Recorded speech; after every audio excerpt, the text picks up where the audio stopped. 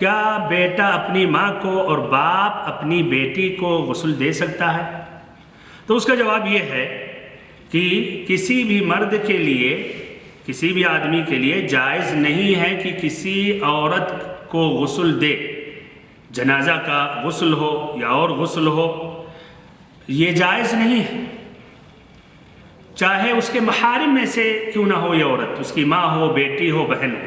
ایسے ہی کسی عورت کے لیے جائز نہیں ہے کہ کسی مرد کو غسل دے، اس کے محارم میں سے کیوں نہ ہو، باپ ہو یا ایسے ہی بیٹا ہو، بھائی ہو، سوائے آدمی اپنی بیوی کو غسل دے سکتا ہے اور ایسے ہی بیوی اپنے شوہر کو غسل دے سکتی ہے، جس طرح اس مسئلے میں حدیثیں ہیں۔